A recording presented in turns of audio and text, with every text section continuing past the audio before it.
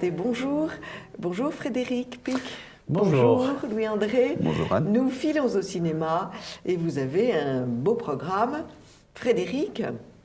Ah oui, je suis là.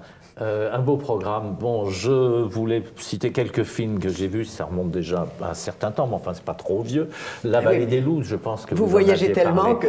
Je voyage dans la Vallée des Loups. Donc, en 2 mots, c'est l'histoire de quelqu'un, et c'est ça qui est extraordinaire, c'est que c'est quelqu'un qui est resté 3 ans dans 2 vallées qu'on peut appeler secrètes, ou en tout cas très cachées des Alpes, à la recherche du loup. Parce qu'il avait vu une fois un loup, il se dit il doit y avoir des loups, des meutes, et surtout se faire accepter par les meutes. Je donne un petit détail qui est très curieux, mais qui, pour montrer la volonté de cet homme-là, il pissait le long des arbres pour délimiter son territoire aussi comme les loups. Et il a été accepté après par les meutes de loups. C'est-à-dire qu'ils jouaient devant lui, etc. Enfin, très, très près. Donc, vous avez 3 ans de cette personne-là dans les Alpes, par tous les temps, la neige, le froid, etc., qui planqué, on ne peut pas dire autre chose. Donc c'est un hymne à la volonté, au courage de quelqu'un qui veut faire quelque chose, qui va jusqu'au bout. Ça, c'est extraordinaire. Et alors les vues, les images je crois que je n'ai dit. rarement vu au cinéma des images aussi belles de la nature. C'est vraiment, au lieu d'aller militer pour l'écologie, aller voir ce film, parce que l'écologie à l'heure actuelle... Très bien, entendu. Il est long, je crois, non? C'est un long film? Il est un petit peu long. Un petit peu long, mais si on aime la nature, si on aime les loups, non, on ne s'ennuie pas, c'est très absolument, beau. Absolument. Très beau. Le divan de Staline aussi, je ne sais pas si le divan de Staline, parlé. allez-y, oui. Alors le divan de Staline, c'est un film avec Gérard Depardieu, qui joue le rôle de Staline. Oui. Mais c'est tiré d'un roman. C'est Fanny Ardant qui l'a réalisé. Fanny Ardant qui l'a réalisé. Alors, j'attendais, parce que Fanny Ardant, je trouve que c'est une très belle actrice, mais dans le sens belle, c'est-à-dire très bonne aussi. Je l'ai vue au théâtre, au cinéma, c'est une très bonne actrice qui est très cultivée sur la Russie, entre guillemets, si on peut parler comme ça. C'est-à-dire qu'elle s'est intéressée depuis l'âge de 15 ans à la Russie, elle connaît les compositeurs, elle connaît la littérature russe, etc. C'est une grande fan de la Russie. Donc elle s'est dit, je vais mettre à l'écran ce film. Malheureusement, le film n'est pas très intéressant, enfin le roman ne devait pas être très intéressant. L'histoire de Staline qui s'en va 3 jours en dehors de Moscou pour se reposer, il vient avec sa maîtresse, et puis une personne, un artiste à qui il a commandé un monument. Donc, et surtout, alors on vous dit, c'est extraordinaire parce qu'il va jouer le Freud. Le divan de Freud, il aimait ça, donc 3 fois, on le voit qu'il s'allonge, et puis sa maîtresse écoute ce qu'il dit, il n'en sort rien, absolument rien. Le film est complètement raté, il y a des belles images, mais je pense que le sujet était trop maigre. C'est une bonne actrice, mais je ne pense pas que ce soit une bonne réalisatrice. Sur le sujet, il faut lire le très beau livre de Beata de Robien sur Svetlana, la fille de Staline. C'est exilé aux États-Unis. C'est toute la vie de Svetlana, et là on approche Staline de très près, et c'est un livre remarquable. Et vous, Louis-André? Alors moi je suis allé voir l'autre jour le dernier Ben Affleck, Live by Night. Donc l'histoire, très simplement, on a déjà beaucoup parlé de Ben Affleck à plusieurs reprises. Mr. Wolf avait été un peu décevant, mais ce n'était pas de lui. Et là, c'est lui qui est l'acteur principal et le réalisateur de ce film. Alors, c'est au moment de la Prohibition, donc dans les années 20-30, juste après la Première Guerre mondiale, un jeune Irlandais revient de la guerre, un peu traumatisé.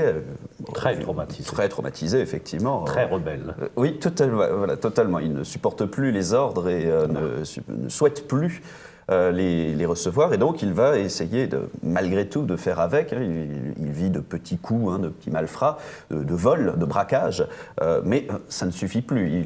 Il est attiré par les 2 pègres qui contrôlent le marché du rhum, celle des Irlandais et celle des Italiens. Alors, il va se mettre au service des Irlandais dans un premier temps. Puis les Irlandais vont pas être très gentils avec lui, on va dire, et vont le laisser quasi mort juste après. Ce qui fait qu'après une période de convalescence et 3 ans de prison, il va se mettre au service de la pègre italienne, qui, elle aussi, va se retourner contre lui à la fin. Donc c'est l'histoire vraiment d'un rebelle complètement perdu, qui va essayer de se reconstruire à Tampa, donc en Floride, et qui va vraiment essayer de construire une vie, avoir une femme, un enfant, mais évidemment tout va lui revenir dans la figure, et ça se finit dans un bain de sang. Il survit malgré tout, et donc mon avis sur ce film, c'est que c'est d'abord un très grand Ben Affleck. On a une très belle performance, très jolie, très sobre aussi, mais aussi surtout un vrai film. Alors qu'il y a peut-être quelques longueurs, mais je ne sais pas ce que Frédéric en a pensé. Alors moi j'ai beaucoup aimé ce film, un petit peu de longueur sur la mise en place, mais enfin c'est bien fait. Ce que j'ai beaucoup aimé dans le film, c'est qu'il y a 2 parties, c'est-à-dire la première partie, ça se passe à Boston. C'est entre les Irlandais et les Italiens, donc là c'est le film classique. C'est tourné de façon très classique, mais remarquablement tourné. Les décors sont beaux, les costumes, tout ça c'est bien léché, c'est impeccable. Il y a les courses en voiture, tout ça. La course-poursuite en voiture est extraordinaire. En voiture est remarquable. Tout ça, c'est très très bien fait. Et puis, cette partie-là, où c'est le Rhum, mais enfin c'est un petit peu tout, la pègre. Et puis quand ensuite, et ça ce que j'aime, c'est qu'il y a une deuxième partie, quand il se retrouve en Floride, à Tampa, à ce moment-là, on est dans une atmosphère totalement différente. Il y a des Cubains, alors attention, c'est dans les années 30, hein, c'est pas les Cubains qui ont fui Castro, mais les Portoricains, les Cubains, des Espagnols, etc. Donc c'est très métissé, c'est très latin, si on peut dire, donc c'est une ambiance totalement différente. Alors c'est curieux aussi parce qu'il a une femme au début qui perd, qui retrouvera vaguement à la fin, et là il tombe amoureux d'une autre femme aussi. Donc c'est la quête aussi de quelqu'un qui se considère comme un gangster, mais pas comme un tueur. Il tue quand même, mais on sent que chez lui, il voudrait bien avoir une famille, s'installer, etc. Donc c'est assez curieux le personnage, et c'est très très bien joué par Ben Affleck. La seule reproche que je lui ferais, c'est la fin. Je trouve que la fin est un petit peu bâclée, cette histoire de fusillade, ça vient comme un cheveu sur la soupe. Sa femme meurt à la fin. Mais ne dites pas tout. Oui, mais il fallait pas le dire. Le rêve américain a un prix, c'est le sous-titre, qu'est-ce que ça veut dire ? Eh bien, justement, ce rêve américain qui consiste à tous ces immigrés qui arrivent pour se constituer, se rendre compte qu'en réalité, on ne leur laisse que ce qu'ils prennent.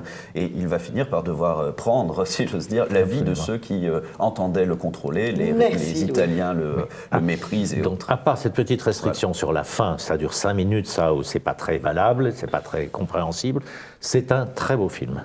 Très bien, merci beaucoup. Pas tout à fait ma tasse de thé, le bain de sang, c'est la violence, merci. Mais ça va plaire à certains d'entre nous, donc c'est très bien. Ouvert la nuit ? Alors, Ouvert la nuit, c'est la tentative d'un garçon qui s'appelle Édouard Baird, qui est un acteur, que j'aime beaucoup parce qu'il est un petit peu en dehors du sérail des acteurs. Hein. Il est toujours assez narquois, il a joué dans des films toujours un petit peu marginaux, intéressants. Il est vraiment spécial. Je l'aime, mais là, il s'est mis à la réalisation, c'est pareil, c'est un peu un désastre. Lui est intéressant, c'est l'histoire d'un homme qui tient un théâtre, le théâtre est quasiment en faillite, tous les gens se mettent en grève parce qu'ils en ont totalement assez de ses foucades, de n'importe quoi, il est totalement immature, il fait n'importe quoi, et il a besoin d'un singe. Bon, parce que dans son spectacle, il y avait un singe, il y a un homme qui était déguisé en singe, mais qui en avait marre, donc il cherche un vrai singe. Alors il va en piquer un singe à quelqu'un, il se balade avec un singe, et il se balade toute la nuit avec une stagiaire qui est là, qui faisait un stage qui s'appelle Audrey Tautou, c'est l'actrice. Et il n'y a pas grand-chose dans le film, parce que effectivement, même si lui, de temps en temps, par son immaturité, ça nous fait rire, parce qu'il se met dans des situations un peu impossibles, mais alors il va de bar en bar, etc. Et on en a assez vite marre, il n'y a pas d'autre terme, parce que c'est un peu raté. La seule chose qui est originale, c'est tout au début, c'est la dernière apparition de... comment il s'appelle celui qui est mort à l'écran, là, La Voix du Nord. Michel Galabru. Michel Galabru, excusez-moi, j'avais un trou. Michel Galabru qui est là, qui fait à peu près la même chose. Il est en théâtre, il est complètement déguisé, puis à un moment, il dit, bon, parce qu'il y a un Chinois qui est là, qui l'engueule, etc. Il dit, j'en ai marre, et il s'en va comme ça. Et c'est la dernière apparition à l'écran de Michel Galabru. Ça, c'est beau, mais le reste, c'est pas très beau. Oui. Donc, pour Michel Galabru. C'est 5 premières minutes, ensuite vous partez. Ça fait cher la minute. Alors, moi, je suis allée voir Manchester by the Sea, parce que les critiques étaient vraiment dithyrambiques. On en avait parlé d'ailleurs de façon très bonne, mais sans dire en réalité le sujet. Et j'avoue que je me suis laissée prendre, parce que c'est quand même une histoire horrible d'un jeune homme à qui il arrive une histoire monstrueuse. Il se marie, il a 3 enfants, une femme, et un soir de cuite où il a bu plus que d'habitude avec ses copains et en plus fumé des drogues. Il fait froid dans sa maison, les amis partent, il fait froid dans sa maison, il remet des bûches dans la cheminée, Mais pas le parfum. il part à pied pour aller chercher de la bière parce qu'il avait encore soif. Et il a oublié le pare-feu. Et il a oublié le pare-feu. Il arrive, l'horrible chose, c'est que ses 3 enfants meurent brûlés. Et donc nous assistons à sa tentative de survie qui est extrêmement difficile puisque, bien sûr, toute la violence qu'il retourne contre lui fait de son comportement celui d'une bête qui cogne tout le temps. C'est une très bonne idée, c'est extrêmement bien joué, les images sont très très belles, mais moi j'ai pleuré pendant 2 heures et non. Donc j'ai juste aimé que l'on me dise, que l'on me dise le vrai sujet, parce que je n'y serais pas allée, parce qu'encore une fois, voilà. C'est assez dur, mais dur, en même temps, on peut regretter que pas un moment, parce que ça dure sur des années, pas un moment où il a l'air de raccrocher un petit peu. C'est peut-être un petit peu... Il y a un moment heureux, parce que donc son frère meurt et il doit s'occuper de son neveu. Et les relations avec son neveu sont intéressantes. Les relations avec le neveu sont très belles. Et la quête du neveu est très belle. Le neveu qui est fou de tristesse, parce qu'on ne peut pas enterrer son père, parce qu'on est en hiver et que la terre est gelée. Et cette très belle scène où le fils va tâter la terre pour voir si elle dégèle. C'est vrai qu'il y a des scènes très belles. Il y a des belles scènes. Il y a des très belles scènes. Et la scène où il joue à la balle. Ils ont retrouvé des rapports normaux et presque de père à fils.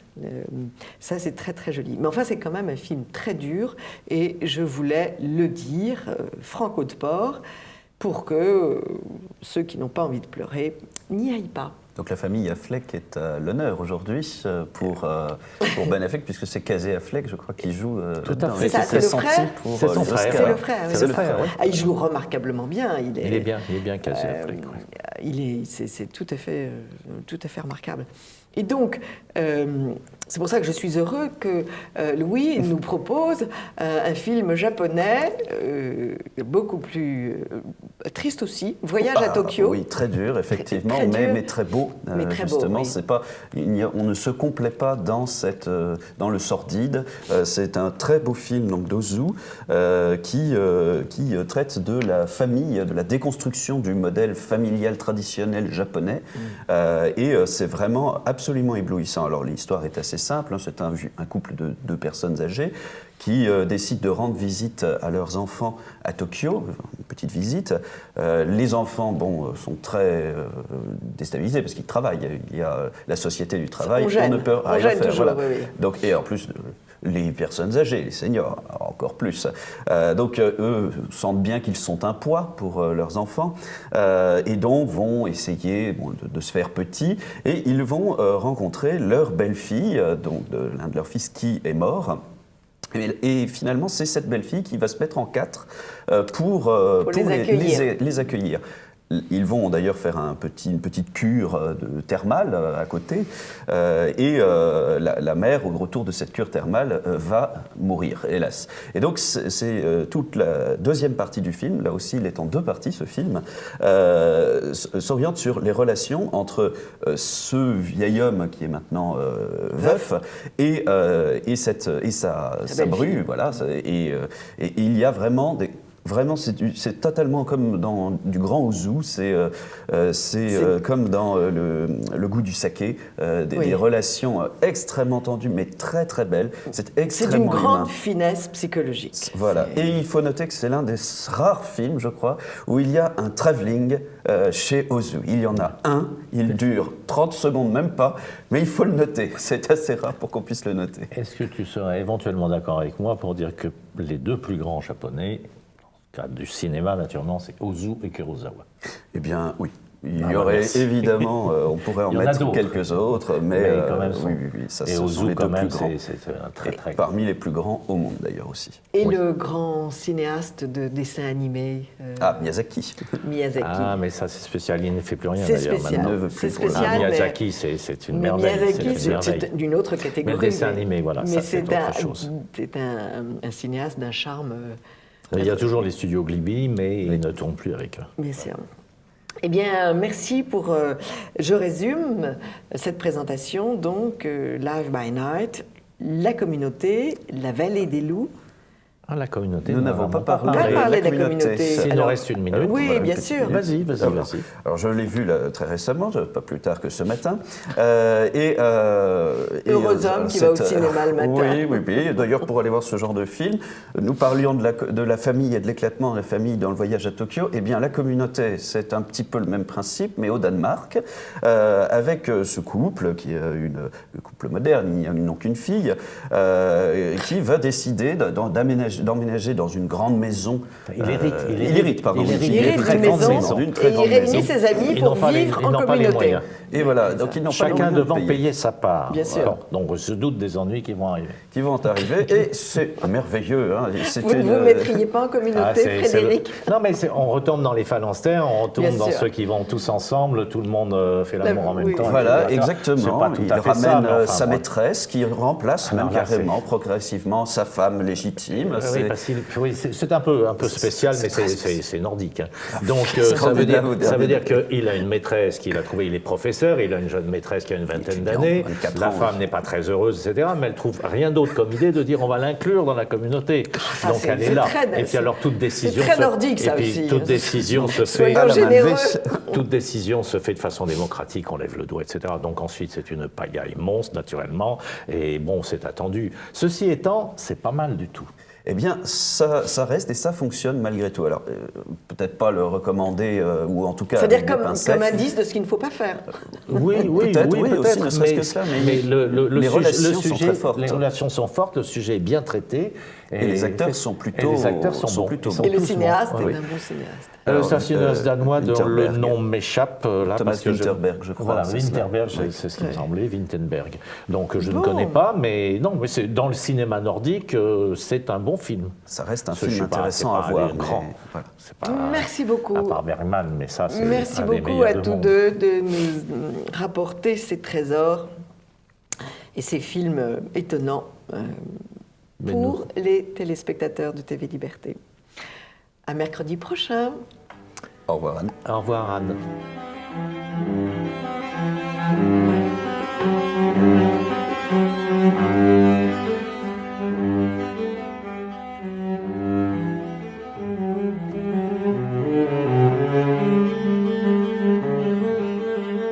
Amis de TV Liberté, bonjour. Nous avons la joie de recevoir Jean Descartes. Bonjour Jean. Bonjour Anne. Pour cette rubrique, je lis donc, je suis consacrée au dernier livre de Jean Descartes qui s'appelle « Le siècle des sacres » et c'est publié chez Perrin. Ce très beau livre, j'ai envie de dire d'images, puisqu'il y a de très belles photos, des sacres en Europe au XXe siècle, est aussi un livre de fond. C'est un livre dans lequel vous dites beaucoup de choses sur ces monarchies européennes que vous connaissez bien. La première question que je voudrais vous... Alors, plantons le décor, vous dépassez un petit peu le XXe siècle, puisque cela commence avec la reine Victoria. Et le dernier roi, c'est Philippe VI en Espagne. quel chemin entre la reine Victoria et Philippe VI. Vous nous apprenez beaucoup de choses, notamment le désir d'indépendance de la reine Victoria, avec cette petite jeune fille qui dormait avec sa mère.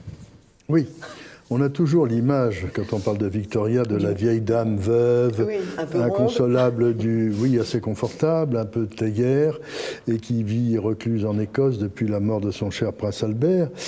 Et il avait fallu que le Premier ministre la fasse proclamer impératrice des Indes pour essayer de l'arracher à sa neurasthénie. Mais en fait, Victoria est d'abord un petit bout de femme à peu près 1m53, 54, mais une montagne d'énergie, d'autorité, qui adore la vie, qui adore danser jusqu'à 4h du matin quand elle est jeune fille, et qui, une nuit de 1837, va se retrouver souveraine d'Angleterre à la suite du décès d'un de ses oncles. Enfin, c'est assez compliqué à rappeler ici, mais elle avait été à la fois programmée et écartée sous la surveillance de sa mère et de l'amant de sa mère. Bref, elle devient reine et la vie change évidemment pour elle. Or, rappelons que les souverains britanniques sont quand même d'origine germanique, allemande, et le comble, c'est qu'elle va angliciser l'Angleterre d'une façon telle qu'on va parler de l'Angleterre victorienne. Alors, en une nuit, ce petit bout de femme devient la souveraine et elle va présider son premier conseil privé avec beaucoup d'autorité.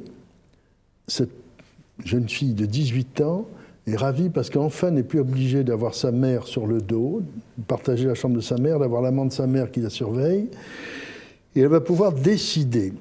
Et elle met en place des institutions qui sont en gros toujours en place pour la monarchie britannique, c'est-à-dire 3 prérogatives: le droit de consulter, le droit d'être informé, le droit d'être mis en garde et de mettre en garde le gouvernement. C'est un paradoxe parce que le gouvernement est toujours le gouvernement de Sa Majesté, même si c'est le gouvernement qui décide. Mais avec Victoria, les réunions avec le Premier ministre sont des réunions où elle est informée de tout. Et alors, avec le temps, eh bien, ça a continué. La reine Elisabeth II, aujourd'hui, est informée par tous les moyens, chaque jour. Elle reçoit ce qu'on appelle les contenus des Royal Boxes, c'est-à-dire des coffrets de cuir rouge, au monogramme du souverain. Alors, il y a en plus, évidemment, les télégrammes cryptés, codés, les SMS, enfin, tout ce qu'on peut avoir, mais codés. Ce qui fait que la reine, le souverain, discute de l'affaire avec le chef du gouvernement en étant bien informé. C'est le gouvernement qui décide, mais après avoir été consulté par la reine. C'est, dans le fond, la reine conseille le gouvernement, si vous voulez. C'est ce qu'on oublie. Voilà. Alors, j'ai voulu, dans ce livre, faire un hommage au moment où l'Europe se fissure, parce que c'est une fausse Europe, nous le savons, puisqu'elle a oublié les nations, elle a oublié la mémoire des peuples, des pays, elle a oublié qu'avant les régimes, il y a l'histoire de ces populations, c'est évident. J'ai été frappé par l'arrivée sur le trône des dizaines de monarchies européennes de jeunes couples, si je veux dire, entre le souverain et le consort, qui sont en prise directe avec la vie. Et on a vu, par exemple, aux Pays-Bas, le roi Willem-Alexander, un homme après 3 reines, et quelle reine, hein, c'était Wilhelmine, Juliana et Béatrix. Oui, c'est ça, c'est l'un des surprises de votre livre, c'est la présence de ces reines. Oui. Beaucoup de reines. Oui, la monarchie est un régime qui est très en avant que la République, puisqu'il y a depuis longtemps des souveraines, et quelles souveraines, on parlait d'Élisabeth Ier, mais même à Monaco, avant que ce ne soit une principauté, les épouses des seigneurs de Grimaldi au XIVe siècle régnaient, enfin dirigeaient les affaires, il n'y avait pas la loi salique, donc la République est à ce point de vue-là très en retard. Comme sur beaucoup de points. Premier point. Autre marque de ces monarchies contemporaines, c'est l'avènement de roturières. Oui, on a évidemment quitté le logiciel qui était les mariages en famille, qui ne donnait pas forcément de bons résultats, y compris sur le plan génétique, et on a des jeunes femmes qui sont vraiment dans la vie. Exemple, la reine d'Espagne, Laetitia, était journaliste à la télévision espagnole. Elle avait couvert le 11 septembre. C'est une très jolie femme, non seulement télégénique, mais intelligente, rapide, pratique. Et on se souvient que la maire de Madrid avait dit « je ne ferai jamais la révérence à une reine journaliste ». Elle a fini par faire la révérence parce que ça n'a pas été si facile pour Philippe VI et Laetitia de s'imposer après Juan Carlos, même s'ils étaient préparés. Alors je rappelle que quand même Juan Carlos, dont je raconte l'avènement, qui est dans le fond préparé pendant à peu près 20 ans par Franco. Oui. Franco en fait son héritier. Franco en fait son héritier parce qu'il a compris que le comte de Barcelone ne ferait pas l'affaire, si je puis dire, qu'il complotait contre lui, on le sait maintenant en plus, et qu'il fallait quelqu'un qui soit formé à la vie directe. Ça a été très dur pour Juan Carlos, qui pendant 20 ans n'avait aucun rôle, mais apprenait et voyait tous les milieux de l'Espagne. Et le génie de Franco, il faut le dire, c'est de réinstaller, c'est plutôt une réinstallation qu'une restauration, puisque en 1931, Alphonse XIII, le grand-père de Juan Carlos, n'avait pas vraiment abdiqué, la monarchie était mise de côté, de penser à ce prince de Bourbon, grand, beau, séduisant, que tout le monde prenait pour un playboy, dont un président de la République française... Qui a été un playboy. Qui a été un playboy, absolument, mais qui n'a pas été que ça. Un président de la République française l'a surnommé Juan le Bref, et il se trouve que ce président de la République a été plus bref de pouvoir que le roi Juan Carlos. Et donc... en sachant que la couronne serait le seul régime pouvant unir l'Espagne et éviter ces démons de la guerre civile. Et on sait son attitude. C'était la fin de la guerre civile. Voilà. Ce qui est très intéressant aussi, c'est un principe d'unité. On sent que dans bien des pays, le roi est seul, ou la reine est seule, le ferment d'unité. Absolument, Anne. C'est l'incarnation physique de l'État, n'est-ce pas? Par exemple, la reine de Danemark, que je connais, qui vient de fêter ses 45 ans de règne, est une femme très impressionnante, d'abord parce qu'elle est très grande, et quand elle vous reçoit, vous restez debout quelques instants si ça se passe bien, si ça se passe moins bien, vous restez debout. Son père, le roi Frédéric IX, agissait ainsi avec ses premiers ministres. Bon, femme charmante, très drôle. C'est très important parce qu'au-dessus de la politique, il y a l'État et l'incarnation physique. Alors, c'est variable selon les constitutions. Le roi de Suède n'a pratiquement plus de pouvoir, la reine de Danemark a beaucoup de pouvoir. Et quand elle n'est pas contente, elle le fait savoir, notamment sur l'immigration, en disant « les gens qui viennent chez nous commenceront par apprendre le danois », ce qui me paraît bien vu. Toutes ces monarchies européennes restent marquées par l'attitude des gens pendant la Seconde Guerre mondiale, voire pendant la Première. Oui. Ça a laissé des traces énormes dans le patriotisme. Ça a laissé des traces partout mais il y a des peuples qui le reconnaissent et d'autres qui ne le reconnaissent pas. Exactement. Et les familles royales ou princières ou grand-ducales, pour ce que nous avons en Europe, restent marquées par les événements. On a vu le cas de la Belgique qui a été très douloureux avec l'abdication triste de Léopold III et l'avènement de Baudouin en 1951. Bon, aujourd'hui, on a une nouvelle génération, mais la mémoire existe. Et j'en profite pour dire que, contrairement à ce que pensent les Français, la monarchie met le souverain au-dessus de la politique, n'est-ce pas? Les gouvernements passent, les querelles politiques, et nous voyons ce que nous avons en France en ce moment, nous sommes assez gâtés. Oui, c'est délicieux de faire une émission sur le sacre, le siècle des sacres. Ça change un peu. En pleine période électorale. Oui, puis là, on n'est pas obligé de recompter ou de prendre des leçons de maths en école primaire, si je puis dire. Bon. Comme dit le canard enchaîné. Voilà. Et donc, l'État est incarné, l'État a une continuité. Alors, il y a des pays où il faut qu'il y ait une intronisation religieuse, mystique. Alors, on va en parler de l'intronisation religieuse. Il y a des pays où le souverain est immédiatement monarque dès le décès ou l'abdication de son prédécesseur ou de la femme qui était avant lui. D'autres où il faut une formalité, par exemple en Belgique, il faut une prestation de serment devant les chambres, au Palais de la Nation, c'est un contrat avec la population. Mais d'une façon générale, la monarchie, c'est la stabilité, la tranquillité. Attention, c'est un régime beaucoup plus exigeant, je dirais, que la République, parce qu'il faut que la famille, autour du monarque, joue le jeu. Et si la famille est scandaleuse, c'est beaucoup plus grave, ça atteint tout de suite beaucoup plus le régime. On voit bien qu'en République, il y a des gens qui se comportent très mal et que ça ne dérange pas.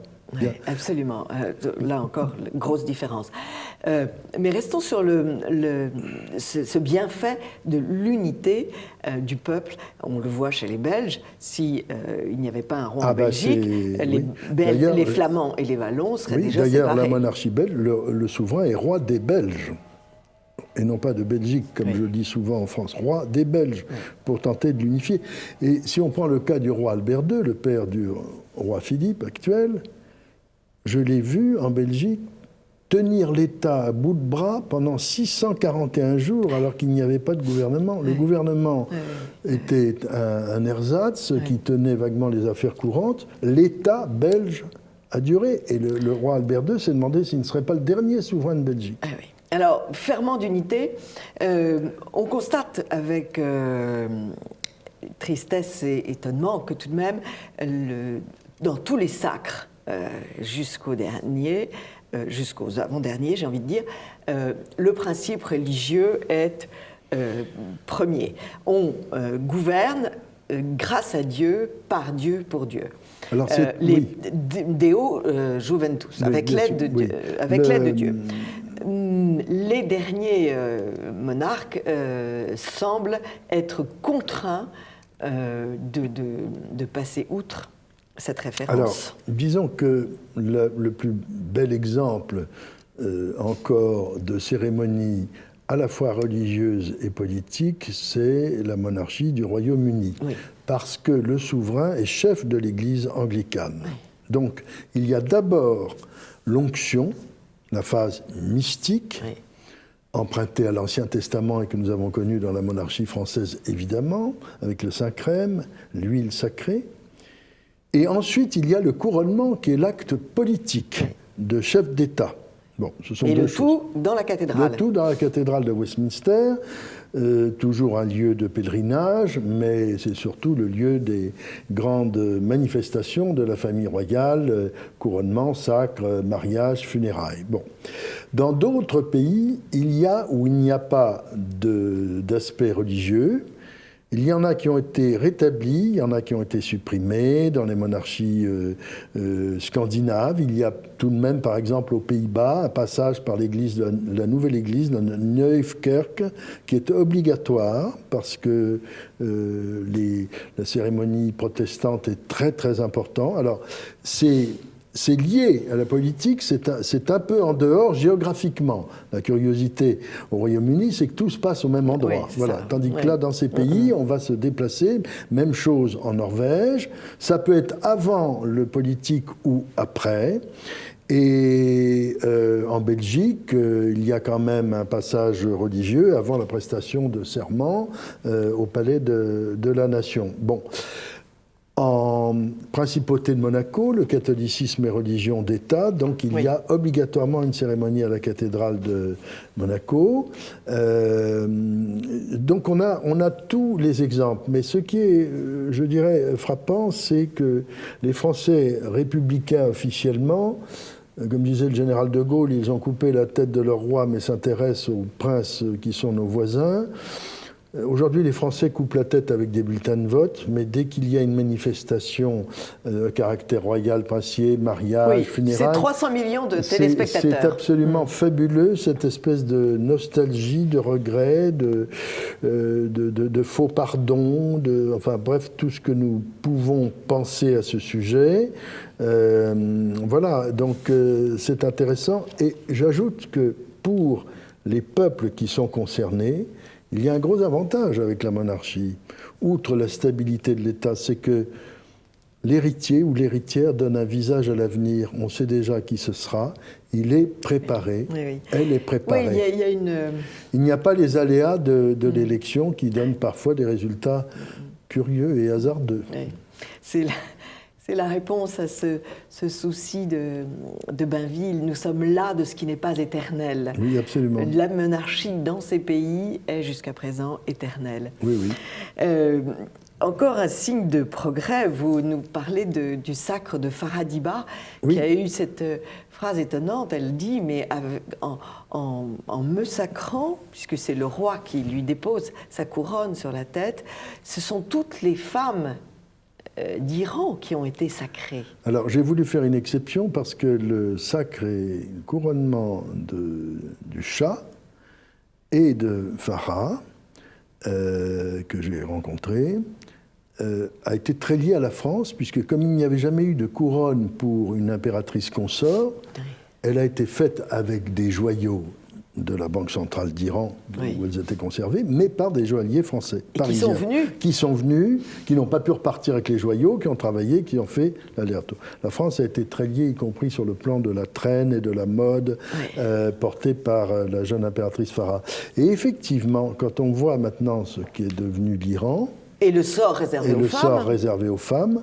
C'est consternant, mais enfin, à sa mort, juste avant sa mort, le Shah avait dit « l'Occident me regrettera », parce que l'islamisme a commencé avec les ayatollahs, dont l'ayatollah Khomeini. Eh bien, l'impératrice a dit « j'ai eu l'impression que toutes les femmes iraniennes étaient libérées quand il m'a couronné ». C'est-à-dire qu'il reconnaissait la place de la femme. Et on peut ajouter, ce n'était pas mon propos, qu'on voit au moment, dans ces années 60, de la suprématie extraordinaire du Shah et de sa troisième épouse. On la voit en short, on la voit jouer au tennis, on la voit, elle n'est évidemment pas voilée, etc. Donc on voit le recul, enfin tout de même, pour la cause féminine aujourd'hui de l'Iran, indépendamment des autres observations. Et l'impératrice Farah, qui vit beaucoup en France, est très sensible et très liée à la condition féminine. Elle est consternée de voir comment les femmes se sont laissées enfermer et rabaisser à des époques bien sombres. Enfin, dernier principe que vous mettez beaucoup en valeur, Jean Descartes, c'est l'amour de la patrie. Dans la déclaration du sacre, il y a cette déclaration d'amour du pays, du peuple, et les femmes épousées qui ne sont pas forcément françaises, qui ne sont pas forcément du pays de leurs époux, et qui viennent quelquefois d'Amérique latine. Il y a trois épouses qui viennent d'Amérique latine. Elles ont à cœur d'être encore plus du pays que les gens du pays. Elles font des efforts extraordinaires d'apprentissage de la langue. Oui, la grande duchesse de Luxembourg et la reine des Pays-Bas sont d'origine cubaine ou argentine et ont appris la langue de leur nouveau pays en un temps record. Qui n'est pas facile. Qui n'est pas facile. Et elles ont même eu à affronter, dans le cas de l'Argentine, le fait d'avoir eu un père qui avait été lié à la dictature. Donc elle a interdit à ses parents de venir parce qu'elle épousait la cause du grand-duché, ce qui est quand même une preuve d'amour extraordinaire. Et là, on voit des petits pays, en l'occurrence un concentré d'histoire européenne, qui donne une grande leçon de patriotisme, je dirais, actif et non pas subi. En mots. Voilà. Et puis pire. Le patriotisme en mots, c'est facile. Et pas un patriotisme seulement de sécurité sociale. Voilà. Alors, vous écrivez cette jolie phrase les rois sont les substituts poétiques, métaphoriques, sur lesquels l'âme des peuples se projette. Oui. Que devient cette âme des peuples quand ils n'ont pas de roi ? Eh bien, ils recherchent donc un succès d'année, c'est évident. On parle du père ou de la mère de la nation. Je dois dire qu'on est évidemment très triste et très déçu. Et si on prend le cas de la France, le septennat était une solution à pis-aller, mais revenir au quinquennat, ça veut dire qu'on n'est que de passage, indépendamment des résultats de ce quinquennat. Il y a des moments où même 5 ans, ce serait trop court. Bien. Eh bien, en fait, je trouve que c'est dommage. Et vous savez, tout ça remonte au grand traumatisme français du 21 janvier 1793, quand pour la première fois à la mort du souverain, on n'a pas crié « le roi est mort, vive le roi ». Donc depuis, nous sommes, quoi qu'on en pense, un peu orphelins d'une sorte de grande couverture qui pouvait nous aider, qui pouvait avoir des défauts. Frédéric Mistral a très bien dit, il y a eu des rois médiocres, il y a eu des rois mauvais, mais malgré tout, leur œuvre s'appelle La France. Il y a eu des rois maudits. Leur œuvre s'appelle La France. Ils n'étaient pas que de passage. C'est ça qui est intéressant dans la monarchie. Il y a un très beau texte que l'on trouve sur Internet de Camus sur la mort de Louis XVI, qui est un texte absolument magnifique. Je vais le mettre sur mon blog annebrassier.fr. Je dois vous dire à ce propos que lorsque j'avais publié la biographie de M. de Malesherbes, et qui venait de recevoir le Grand Prix de la biographie d'histoire de l'Académie française, j'ai reçu une lettre du président de la République de l'époque, une lettre personnelle que je ne peux pas montrer, mais dont je peux parler. Il m'a dit, je vous confirme, M. Descartes, que le drame de la France est la mort de Louis XVI, et c'était signé François Mitterrand, notre dernier président de droite. Merci beaucoup, Jean Descartes. Merci, Anne. Encore une fois, Le siècle des sacres est un livre magnifique, publié chez Perrin. Non seulement magnifique de par les très belles photos, mais par votre texte qui est très profond et qui est tout de même un très beau plaidoyer pour ce système politique qui, j'ai envie de dire, a fait ses preuves. En effet. Merci beaucoup, Jean Descartes. Merci, Anne. Et je rappelle que vous êtes aussi l'auteur de très beaux livres sur la dynastie des Habsbourg, sur Zita et Charles, son époux, et toute cette histoire européenne, en fait, qui est mal connue et que vous remettez en pleine lumière avec raison. Merci beaucoup, Jean Descartes. Merci. Chers amis de TV Liberté, à très vite pour une autre séquence de Perles de Culture.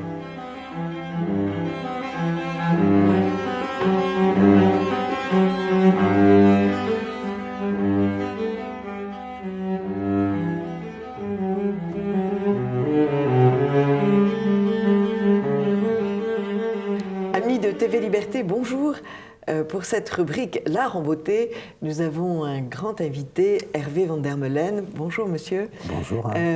Qui est metteur en scène et qui monte de très très belles pièces au théâtre, le studio d'Asnières, et qui quelquefois quitte Asnières pour le théâtre Montansier, puisque j'ai vu votre Dialogue des Carmélites au théâtre Montansier. Vous avez Versailles. À Versailles. J'ai toujours tendance à penser que tout le monde connaît le théâtre Montansier, mais vous faites bien de préciser. Alors, le studio Asnières, il est sur la place de l'Hôtel de Ville, juste derrière le Grand Théâtre. Oui, il y a un grand théâtre qui s'appelle le théâtre Armand de Béjart. Voilà, le théâtre Armand de Béjart, et juste derrière, il y a notre studio théâtre. Il y a votre studio théâtre. Nous sommes depuis 23 ans. 23 ans de travail. Ça, alors, comment ça s'est passé, cette installation? Une entente avec le maire? Oui, proposition le maire au maire de l'époque était M. Bokanowski, oui, qui s'intéressait beaucoup au théâtre. Et il se trouve qu'on a visité avec Jean-Louis Martin Barbaz, qui je travaille pendant toutes ces longues années. On a fondé ce studio théâtre ensemble.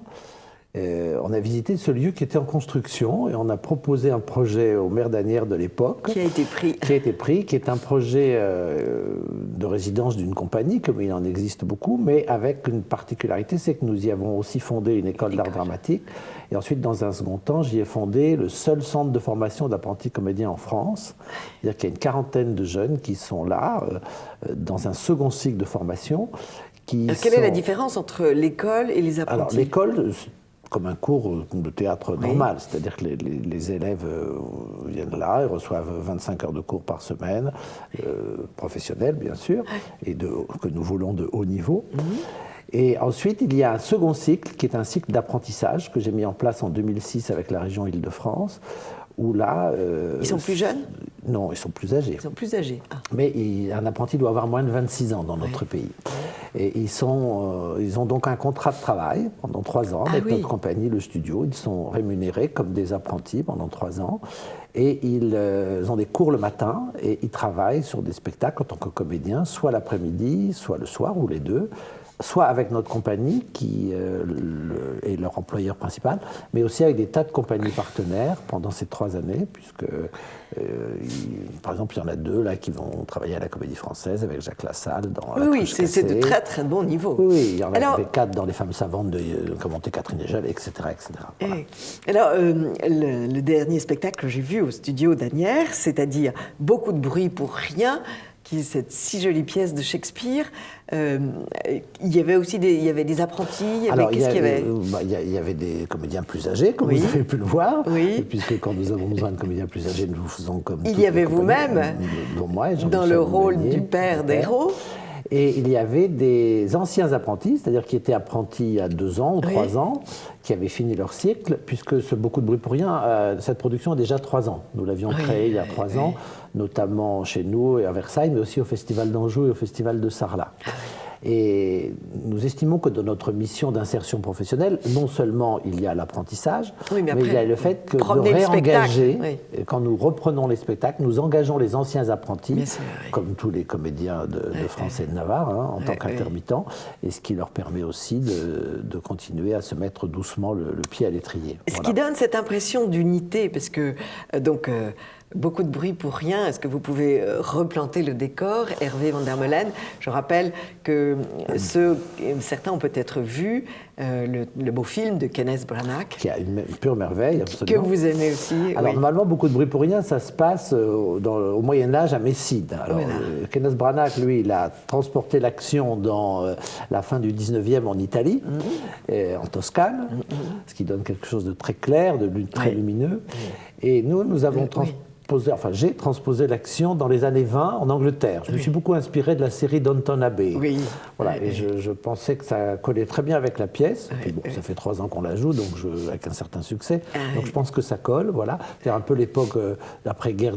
Au début de la pièce, c'est tout un groupe d'hommes qui revient avec le roi d'officier, qui revient de la guerre. Donc on a imaginé qu'il revenait de la guerre 14, en 18, comme dans Downton Abbey d'ailleurs.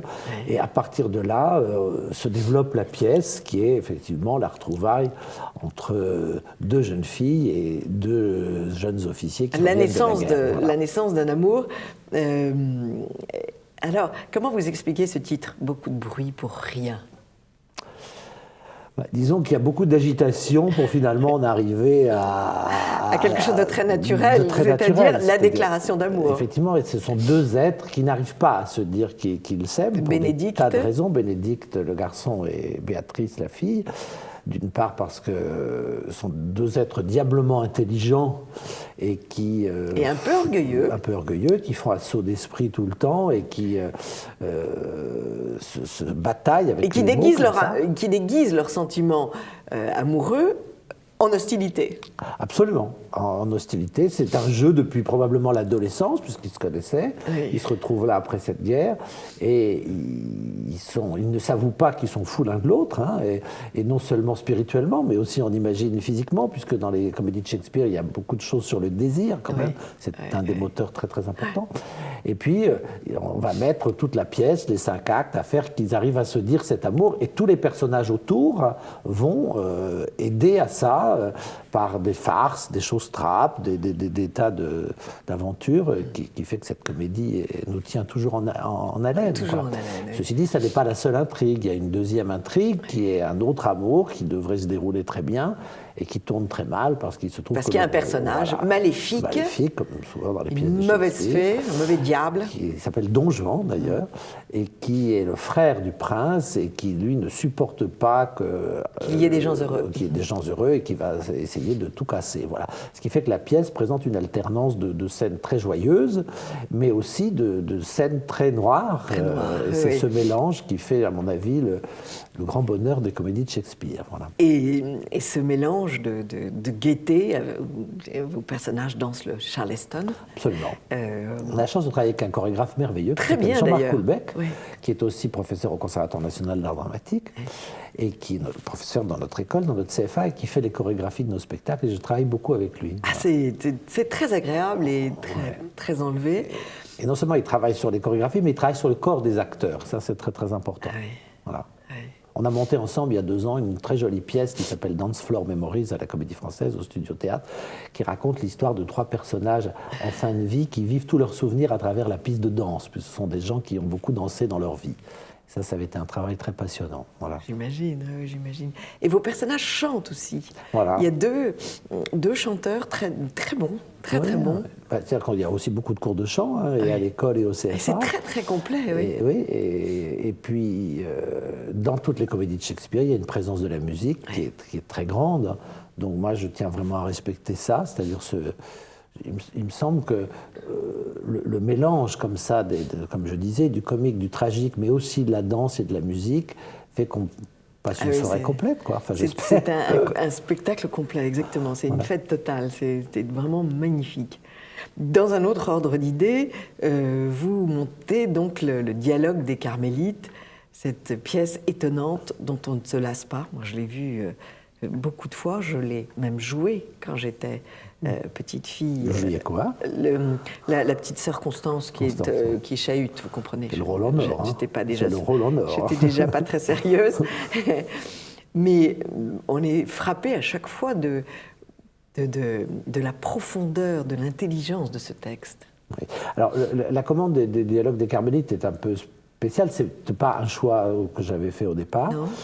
Simplement, il se trouve que, comme vous l'avez dit, nous travaillons avec le Théâtre Montansier de Versailles, qui nous soutient beaucoup dans notre action. Et c'est une commande de Versailles, puisque la pièce a été beaucoup jouée au Théâtre Montansier de Versailles, puisqu'elle avait été créée par Marcel Tassancourt, qui a dirigé le Théâtre Montansier pendant des années. Et qui jouait la mère abbesse. Voilà.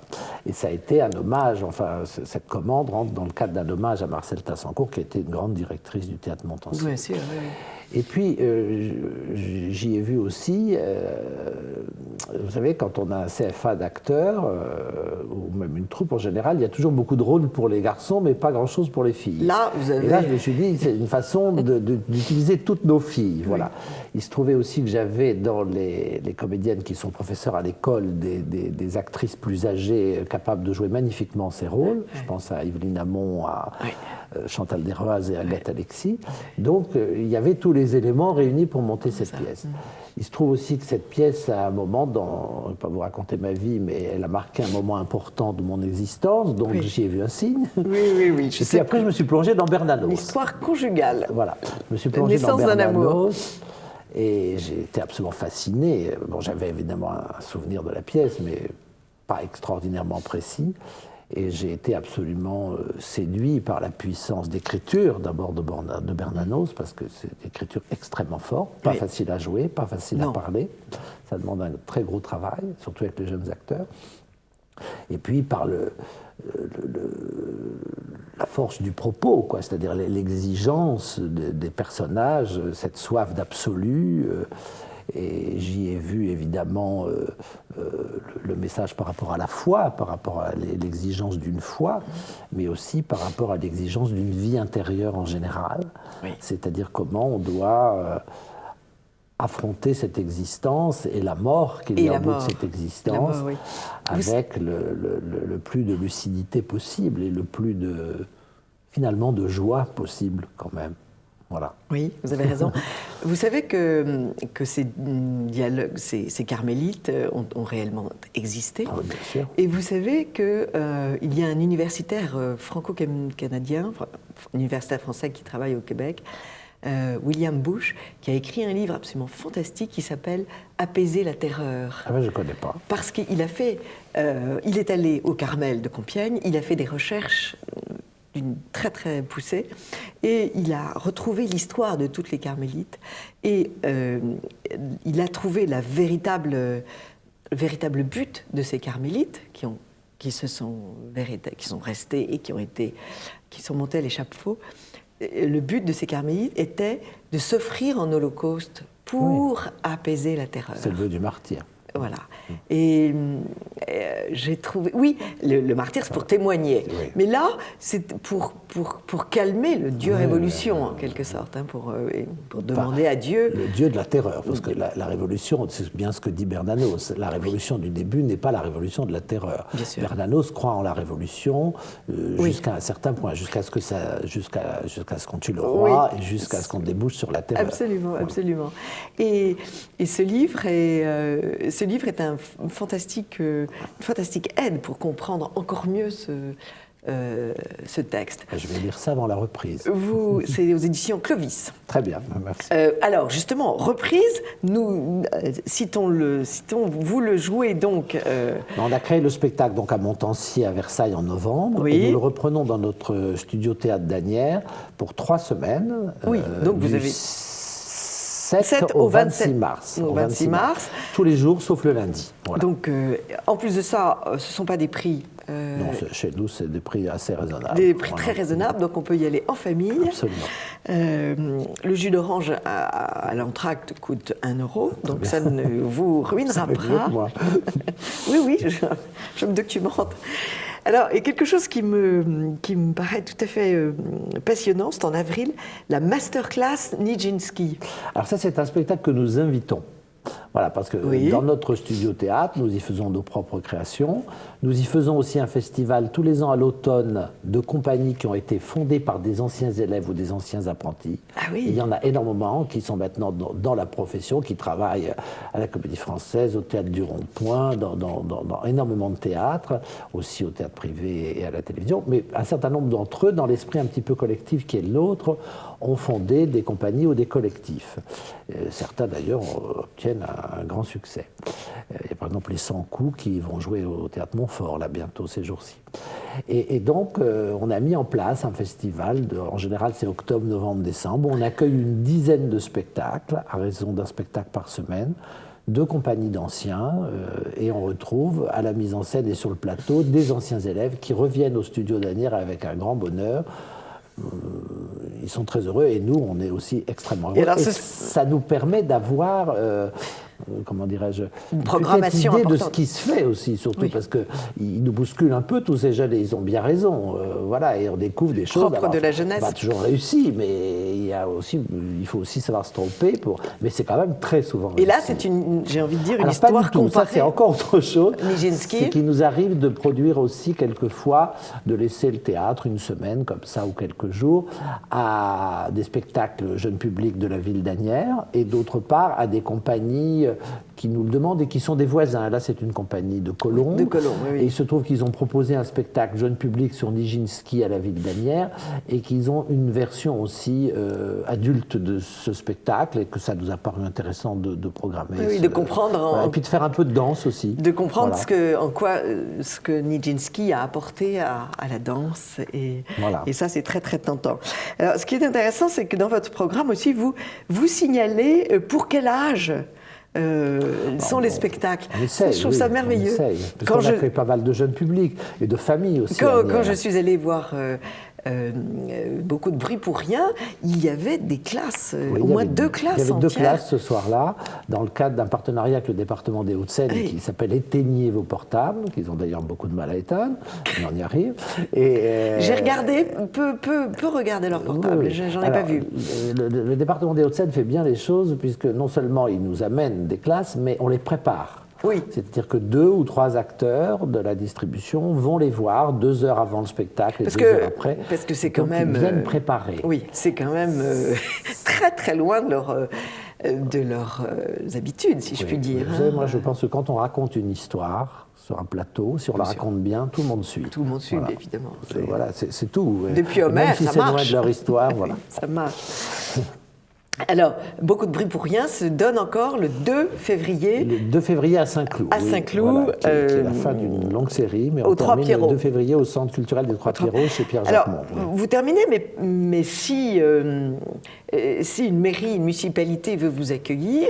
on peut éventuellement reprendre. Il est écrit à Hervé van der Meulen... Au studio Théâtre d'Asnières. Au studio Théâtre d'Asnières. Voilà, absolument. Merci beaucoup, Hervé van der Meulen, parce que vraiment, vos spectacles sont d'une grande beauté. Les mises en scène sont absolument inouïes. On a l'impression que vous avez des moyens considérables. Ce qui n'est pas du tout le cas. Les changements de décor se font de façon extrêmement intelligente.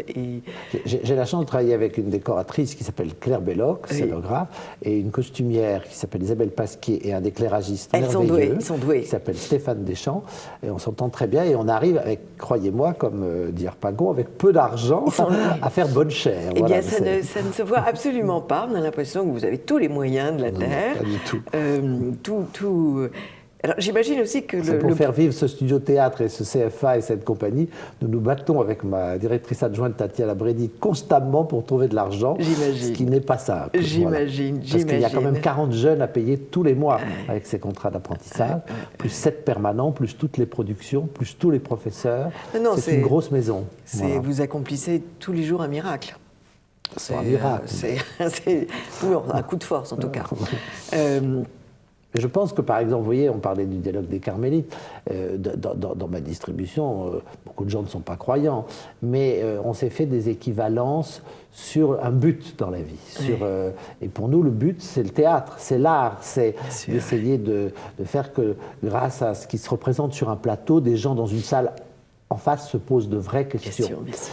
Et quand on se fait des équivalences comme ça, quand on a un but comme ça dans la vie, c'est déjà plus simple.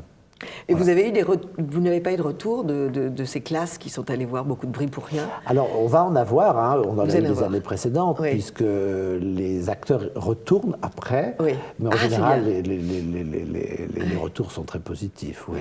Ça les amuse beaucoup. Et puis, il y a aussi, on n'a pas dit ça tout à l'heure, mais il y a aussi des scènes qui sont des scènes, ce qu'on appelle les scènes des comiques. Les hommes du guet, qui est une police un peu en couleur, un peu ridicule. Parce que Shakespeare se moque de ces jeunes aristocrates, mais il se moque aussi de ces fonctionnaires du guet. Et mais c'est quand même eux qui trouvent la vérité. La vérité vient des gens du peuple. Absolument. C'est aussi une des morales de la pièce. Ce sont des scènes très drôles et ça, les collégiens adorent ça. Et celui qui fait le clown est remarquable. Il y a toujours un clown dans les comédies de Shakespeare et la vérité vient souvent de là. Voilà. Le fou du roi. C'est ça. Et vous disiez tout à l'heure que vos élèves avaient beaucoup de travail pour dire les textes. Et on dit encore des textes en classe? Alors, il se trouve que moi, je suis professeur de diction à l'école, donc je travaille, pas seul, avec des collègues, essentiellement sur l'alexandrin, et sur Corneille et sur Racine. Oui, et donc, sévère apprentissage. Tout ce qui est voix, sévère respiration, diction, articulation. Mais ça, ils ne l'ont jamais vu avant de rencontrer Hervé van der Molen. On fait ça à l'école, et puis on continue après au CFA. Et puis, à travers les spectacles que nous produisons avec les apprentis, pas avec les élèves, mais avec le cycle professionnel, avec les apprentis, nous continuons à travailler énormément sur le texte. Et le texte de Bernanos nous a demandé un travail énorme. Mais pas seulement les jeunes. Nous aussi, les vieux, entre guillemets, c'est un texte qui est extrêmement difficile à parler, c'est extrêmement travaillé, et donc pour le rendre clair, pour le faire passer, d'abord il faut une sacrée technique, et puis il faut le travailler longtemps. Voilà. Je vous invite, amis de TV Liberté, à aller au studio d'Asnières, encore une fois, rencontrer les élèves, les apprentis d'Hervé van der Molen et les autres comédiens, et vous en serez absolument heureux. Je profite puisque nous parlons théâtre, de vous signaler les opéras en un acte qui sont donnés au théâtre du Ranelagh. Le prochain étant Le Barbier de Séville de Rossini, avec une mise en scène d'Isabelle Duboucher et notamment un Basile, qui est un chanteur que je connais bien, Baptiste Jor, et je vous conseille de réserver vos places, parce que le théâtre du Ranelagh est une petite merveille. Puisque vous parlez du théâtre du Ranelagh, s'y joue un Faust en ce moment, qui est monté par Ronan Rivière, qui était un ancien élève d'Asnières. Et il y a dans la distribution un de nos apprentis actuels, Olivier Lugo, qui est en convention avec sa compagnie pour jouer là-bas. Vous voyez, le monde est petit. Le monde est petit, en tout cas le monde du théâtre.